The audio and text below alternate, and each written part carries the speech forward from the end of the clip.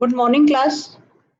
इसके पहले की वीडियो में बच्चों अपन ने भूगोल तथा ब्राजील का मानचित्र देखा। ठीक है, अभी इसमें हम भौगोलिक स्पष्टीकरण देखेंगे। जैसे भौगोलिक स्पष्टीकरण भारत। ठीक है, आकृति 3.1 में भारत की प्राकृतिक संरचना दी गई है। भारत को निम्नलिखित 5 प्रमुख प्राकृतिक विभागों में विभाजित किया जा सकता है। पहला है हिमालय, उत्तर भारतीय मैदान, प्रायद्वीप, तटीय प्रदेश एवं द्वीप समूह। बच्चों ये प्रश्न आपको और जो बड़े क्वेश्चन रहते हैं ना उसमें ये आता है जनरली, एक दो बार ये रिपीट हुआ है। तो इसमें आपको शॉर्ट में आपको लिखना रहता है। तो इसके जो 5 पॉइंट है, हिमालय, उत्तर भारतीय मैदान, प्रायद्वीप, तटीय प्रदेश एवं द्वीप समूह, तो इसको इस पार्ट को आपको इम्पोर्टेंट करके टिक करना है। इसमें के क्वेश्चन जनरली आते हैं। पहला है हिमालय। हिमालय पर्वत अर्वाचीन वलित पर्वत है। वलित पर्वत यानी मोड़दार पर्वत। तजाकिस्तान के पामीर पठार से पूर्व तक हिमालय फैला हुआ है। ये उसकी स्थिति बताइए हिमालय की। ये एशिया महाद्वीप की प्रमुख पर्वत श्रृंखला है। भारत में जम्मू और कश्मीर से अरुणाचल प्रदेश तक हिमालय फैला हुआ है। भारत में हिमालय पर्वत कहाँ से कहाँ तक फैला है? भारत में जम्मू और कश्मीर से अरुणाचल प्रदेश तक हिमालय फैला हुआ है। हिमालय में कोई एक पर्वत श्रेणी न होकर अनेक समानांतर पर्वत श्रेणियों का समावेश होता है। ठीक है, कोई एक पर्वत श्रेणी नहीं है, कई पर्वत श्रेणियां हैं जो समानांतर हैं। शिवालिक सबसे दक्षिण पर्वत श्रेणी है। जो सबसे दक्षिण में है वो कौन सा? शिवालिक। ये सबसे नई पर्वत श्रेणी है। शिवालिक पर्वत श्रेणी से उत्तर की ओर जाते समय लघु हिमालय, वृहद हिमालय, हिमाद्री एवं हिमालय से परे पर्वत श्रेणियां मिलती है। कौन कौन सी श्रेणियां मिलती है देख लीजिए। ये श्रेणियां क्रमशः नवीन से प्राचीन है। नवीन से प्राचीन, नई भी है और पुरानी भी है। इन्हीं पर्वत श्रेणियों को पश्चिम हिमालय, कश्मीर हिमालय, मध्य हिमालय, कुमाऊं का हिमालय व पूर्व हिमालय, असम हिमालय में भी विभाजित किया जा सकता है। उसी प्रकार देखिए उत्तर भारतीय मैदान। उत्तर भारतीय मैदान यह प्राकृतिक विभाग हिमालय के दक्षिण तलहटी से भारतीय प्रायद्वीप की उत्तरी सीमा तक फैला हुआ है। भारतीय प्रायद्वीप क्या है बताया मैंने आपको, इसके पहले बताया था दक्षिण, है ना। प्रायद्वीप, भारत के दक्षिण भाग को भी प्रायद्वीप कहते हैं। प्रायद्वीप भारतीय प्रायद्वीप की उत्तरी सीमा तक फैला हुआ है। वैसे ही वह पश्चिम की ओर राजस्थान, पंजाब से पूर्व में असम तक फैला हुआ है। यह भाग अधिकांश रूप से निचला एवं समतल है। यह भाग कैसा है? निचला एवं समतल। उत्तर भारतीय मैदानों को 2 विभागों में बांटा जा सकता है। पहला है अरावली पर्वत के पूर्व की ओर का भाग, गंगा नदी का मैदानी प्रदेश। इसे गंगा के मैदान के रूप में भी पहचाना जाता है। ठीक है, इस मैदानी प्रदेश का ढाल पूर्व की ओर है। इसका ढाल किस तरफ है? पूर्व की ओर। भारत के पश्चिम बंगाल राज्य का अधिकांश भाग एवं बांग्लादेश मिलाकर गंगा ब्रह्मपुत्र का त्रिभुज प्रदेश बनता है। इस प्रदेश का नाम सुंदरबन है। इसको आप अंडर ब्रैकेट करेंगे, कोष्टक लगाना है यहाँ पर। देखिए ये रिक्त स्थान या जोड़ी मिलाओ के रूप में भी पूछा जाता है। भारत के पश्चिम बंगाल राज्य का अधिकांश भाग एवं बांग्लादेश मिलाकर गंगा ब्रह्मपुत्र का त्रिभुज प्रदेश बनता है। इस प्रदेश का नाम कौन सा वन है? सुंदरबन। सुंदरबन क्यों है इस प्रदेश का नाम? सुंदरबन यानी वन। यहाँ पर सुंदरी के वृक्ष बहुत मिलते हैं। सुंदरी नामक जो वृक्ष है वो यहाँ पर बहुत मिलते हैं, इसलिए इस प्रदेश का नाम ही क्या रखा गया है? सुंदरबन। आकृति 3.3 देखिए, ये विश्व का सबसे विशाल त्रिभुज प्रदेश है। 3.3 जब आप आकृति देखिए उसमें दिया है विश्व का सबसे विशाल त्रिभुज प्रदेश।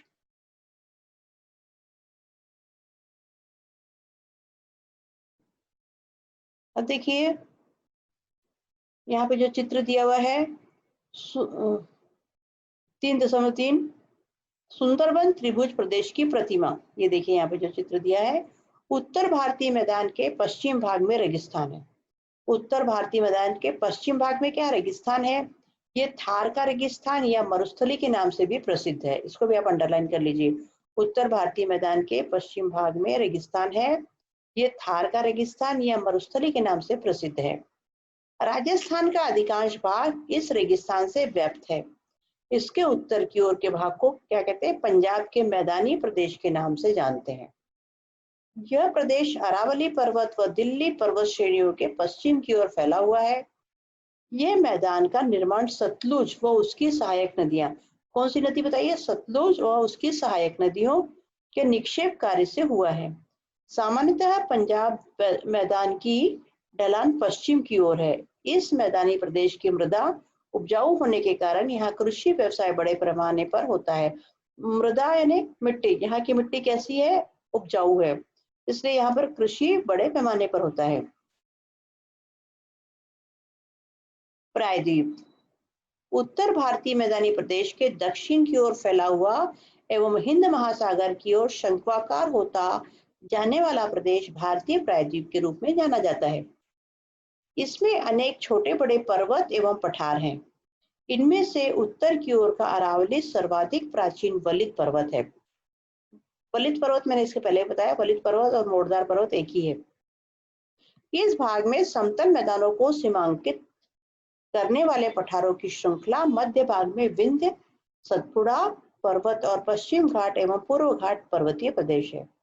अब देखिए आकृति आकृति 3.1 के आधार पर निम्नलिखित प्रश्नों के उत्तर लिखिए। अरावली पर्वत किस दिशा में फैला है? 3.1 जो आकृति है ना, उसमें आपको बताना है अरावली पर्वत किस दिशा में। आप मैप का, मानचित्र का जितना बारीकी से अध्ययन करेंगे उतने छोटे छोटे प्रश्नों के उत्तर आप आसानी से लिख सकोगे। अरावली पर्वत किन नदियों का जल विभाजक है? अरावली पर्वत के पूर्व पठारों पर स्थित पर्वत श्रेणियों के नाम बताइए। ठीक है,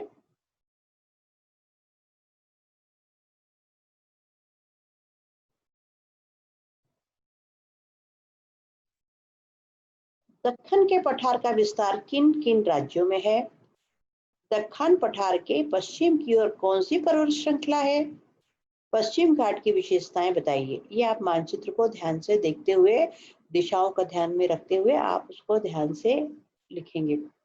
पश्चिम और पूर्वी घाटों की तुलना कीजिए। पश्चिम और पूर्वी घाट, पश्चिम घाट आपको मैंने बताया दिशा के अनुसार आप देखना, और पूर्वी घाट। पश्चिम घाट को जल विभाजक क्यों कहते हैं? अब देखिए हम पढ़ेंगे तटीय प्रदेश। तटीय प्रदेश, इसके पहले मैंने आपको बताया था भारत को करीब 7,500 किलोमीटर लंबाई का तटीय प्रदेश प्राप्त है।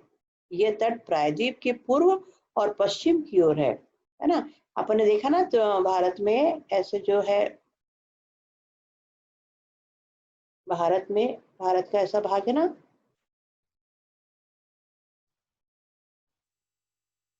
ये पूरा भाग कैसे व्याप्त है? जल से, है ना। ये है पश्चिम वाला भाग, ये है दक्षिण वाला भाग, और ये है पूर्व वाला भाग। ये है दक्षिण,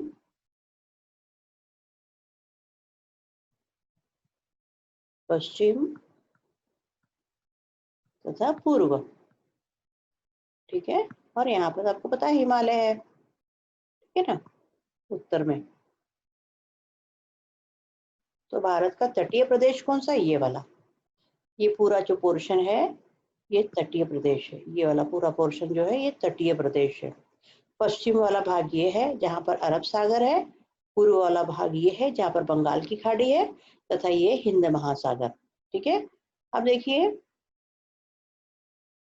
पश्चिम तट अरब सागर से सटा हुआ है। ये पश्चिम तट है जो यहाँ पर क्या है? अरब सागर है ना, यहाँ पर अरब सागर है। आप जो इसका जो मैप है उसको आप ध्यान से देखेंगे तो आपको अच्छे से समझ में आएगा। अरब सागर ये वाले भाग में, और यहाँ पर हिंद महासागर है, आपको पता है हिंद महासागर, तथा यहाँ पर बंगाल की खाड़ी है पूर्व में, बंगाल की खाड़ी। ठीक है, पश्चिम तट अरब सागर से सटा है। यह तट पथरीला एवं पश्चिम घाट की अनेक पर्वत श्रृंखलाओं तट तक आई है। इस तट की चौड़ाई भी कम है। पश्चिमी घाट से अधिक गति से बहने वाली अनेक छोटी नदियां तट पर मिलती हैं, इसलिए इन नदियों के मुहानों के पास त्रिभुज प्रदेश नहीं बन पाता। इसमें एक बात आपको ध्यान रखना है, पश्चिम तटीय भाग में त्रिभुज प्रदेश नहीं होते ज्यादा। ठीक है, अब देखिए उसी के अलग यहाँ पर अपन कंपेयर कर सकते हैं। पूर्वी तट बंगाल की खाड़ी से सटा हुआ ये वाला भाग, यह तट नदियों के निक्षेपण कार्य से निर्मित हुआ है। पश्चिम घाट से एवं पूर्वी घाट से निकलकर पूर्व की ओर बहने वाली अनेक नदियां इस किनारे पर आकर मिलती हैं। लंबी यात्रा कर पूर्व तट पर आने के बाद भूमि की मंद ढलान के कारण नदियां कम गति में बहने लगती हैं, इसलिए अपने साथ बहाकर लाए अवसादों का निक्षेपण इस तटीय प्रदेश में होता है। इन नदियों के मुहानों के पास त्रिभुज प्रदेश का निर्माण होता है। पूर्वी तट पर त्रिभुज प्रदेश का निर्माण ज्यादा होता है, क्योंकि दूर से पश्चिम की तरफ से तथा पूर्व की तरफ से बहकर आने वाली नदियां, जब लंबी नदियां इस ओर आती हैं और इस ओर आने के बाद जो उनकी ढलान मंद हो जाती है, मंद होने के बाद ढलान जब बंद रही तो उसके जो जो भी निक्षेपण का कार्य करती है वो आकर तट पर होता है। इसके कारण यहाँ पर त्रिभुज प्रदेश बनता है। ठीक है बच्चों, इसके बाद का अपन अगले वीडियो में लेंगे। धन्यवाद।